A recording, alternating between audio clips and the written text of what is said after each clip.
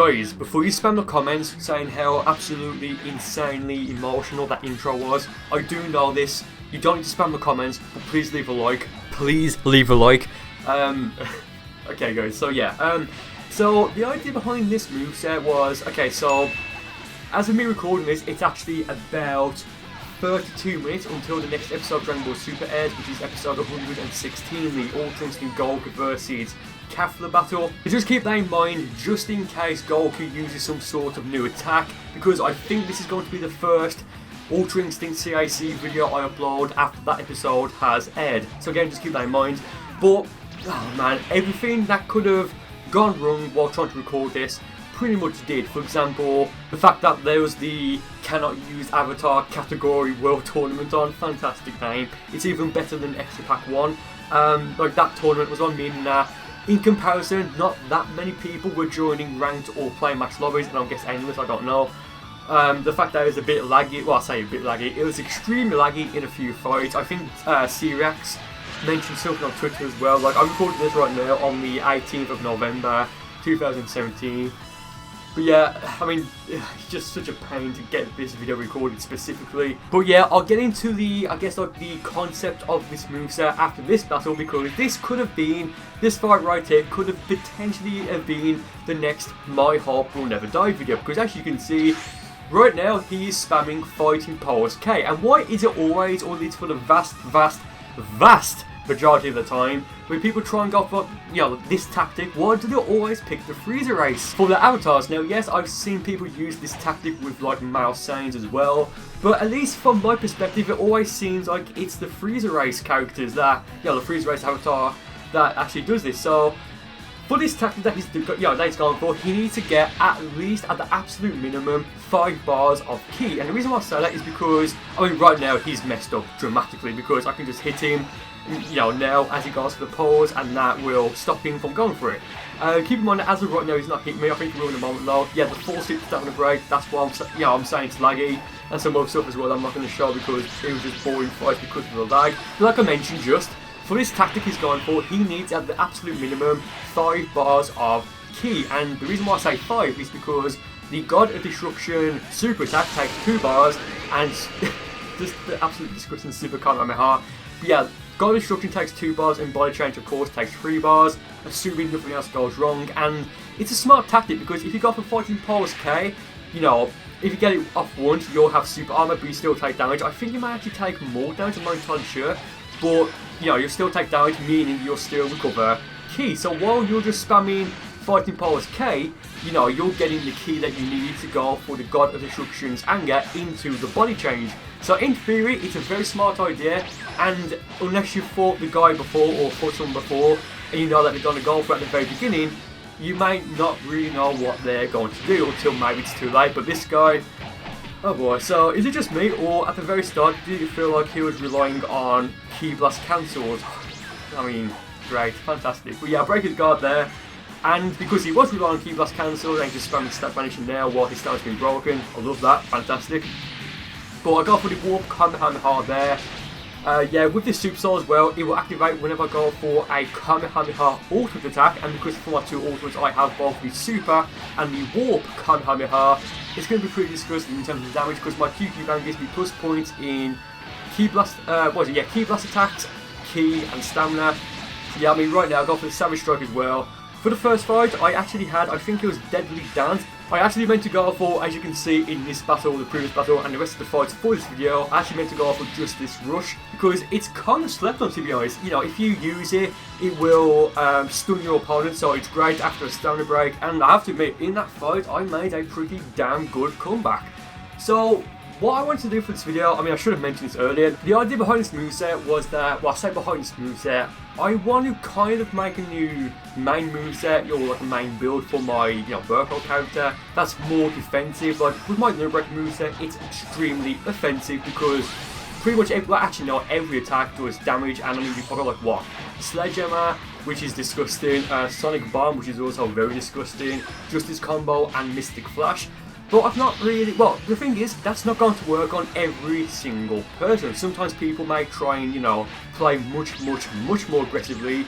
So because of that, I'm thinking, well, I do want to test out a new moveset, kind of. And after recording this, I may actually replace something like, what is it, like maybe something like Savage Strike or Justice Rush with something like the backflip, because that takes no key to use, and of course, obviously, it doesn't take any damage. Why did I say that? That's like such an obvious thing to say, I don't know, I really don't know. But yeah, I mean, again, it takes no key to use, so it's extremely beneficial, and it can really, you know, get you out of some really tricky situations, at least in my opinion, because I did actually used to use that for a while, but I think after that I may have replaced it with Do or Die.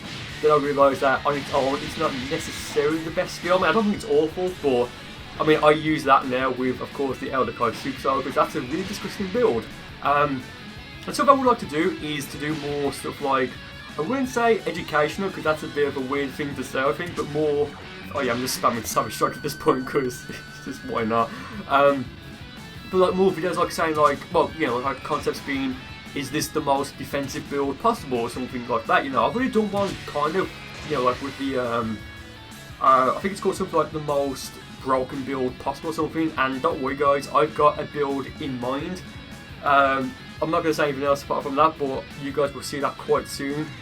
Yeah, so I do think this is a pretty decent moveset. Well, I say decent, I think it's a good moveset. I wouldn't really have that many problems with using this in like a super competitive environment, like a CAC tournament. I went for Hyper there thinking he may try and block it last second, which he did, and he got the timing wrong. That would have broken his guard, meaning I could get, you know, quote unquote free damage, but it didn't work, so it was a risk I was going to take, because I mean, I've already regenerated all of my stamina at this point right now, or pretty much all of it, because I was just like standing on the ground. But I mean, yeah, I'm running After Image and Solar Flare, and if you guys remember back in Xenoverse 1, I'll cut myself off because right there, he goes for the Flash Strike, and I perfect block it. I think that might have been the first time and only time, same thing, isn't it? I don't know. That I've actually done that, and because he had no stamina, you know, essentially no stamina when he, you know, when I got the perfect block off, that was enough to, of course, break his guard. That was fantastic. I'm very happy with that. Like, it just felt perfect. Like, that was true Ultra Instinct there, lads. Yeah. So, like I was saying, with Solar Flare and After Image, I used to run those, I believe, you know, if I remember at least, I used to run both Solar Flare and After Image on my main competitive moveset, or my, I guess, quote-unquote serious moveset back in Xenoverse 1. Here he goes for the Giant Storm. I'm pretty confident now I can block Perfect, well, Perfect Block Perfect Storm. What? I'm pretty sure I can perfect block Giant Storm. What the hell did I just say? Am I okay? I don't think I am. Yeah, I think I can perfect block Giant Storm pretty much whenever now. Like, I just think I can. It's got a very specific timing, I guess, to it, and it just seems very, at least to me, like, I guess, like, natural to do it. I don't know, but just for that attack, really. I mean, I do need to try and learn how to perfect block Super Kamehameha consistently. But yeah, so there I go for this Super Kamehameha. He's got no health right now. I go for a second one. That's going to be game. Pretty damn overkill. But yeah, with Solar Flare and After Image, pretty much, at least nowadays in Xenoverse 2, nobody runs either of them. You know, at least in like the wide range of things. I mean, you've got attacks such as, you know, Sudden Death Beam, Burst Rush, and Pressure Sword. Now, granted, the last two have been in since Xenoverse 1, but whenever you see someone running a counter on their moveset, for the most part, you know, of course not all the time, but again for the most part, it's one of those three because they're like the best. So when you run something like After Image, which your opponent may not necessarily know how to counter it, for example with Pressure Sign, as of right now I run that on my main competitive moveset, but you can, if you really want to, you can vanish out of it. So it's like, well, you could counter it, but you could also counter the counter. Again, that sounds so weird, saying like counter the counter, but you can't vanish out of After Image, and like I already mentioned, it's extremely fast. Now yes, that does also take 1 bar of ki, and it doesn't do any damage on your opponent, but even in Xenoverse 1 and Xenoverse 2, when I have been running it, there's been situations that came up where I've had my guard broken and someone's gone for, you know, as an example, I believe it was the Kuda Supernova most recently. I can't remember where though, but I think most recently it was the Kuda Supernova. And again, because I was like quite far away from my opponent, I had, you know, my guard was broken, but I had a ton of ki. No, actually, no, it wasn't. It was from Radit's video. Radit's, of course, has After Image on one preset. I forget which one it is.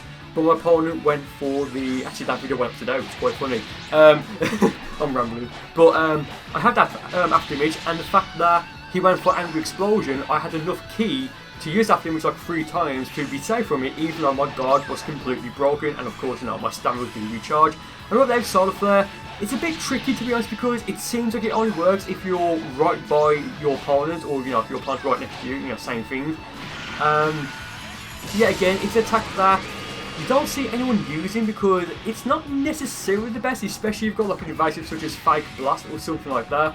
Yeah, there, Breaker's got to go for the Savage Strike. I'm spamming Key Blast now because I did really want to try and defeat him by the time his stand recovered, because he could have easily gone for maybe an evasive into like the Aura Burst or the Homing Dash, and because I had essentially no health, I had like what, 0.2, 0.3, something like that, but because I had no health at that point, he could have easily defeated me. This guy, final fight for this video. Yeah, this is just an example of like the lag that I was experiencing. I'm hitting him, but nothing is happening. I don't know. Like, we're going to a clash here. I don't know why. I forget what level this guy's or what he's running. I think he might be running Super Kamehameha. But what I remember about this guy is that he named his avatar, the character he's using, as Goku. Why? I mean, yes, it does look like him just because he's wearing the Super Saiyan full Goku full outfit. You know, like the accessory and like the clothing, but it's just like, why? Now yes, I know coming from me, given that I'm using an Ultra Instinct Goku CIC in this video, it may sound a bit weird, but hear me out here, lads.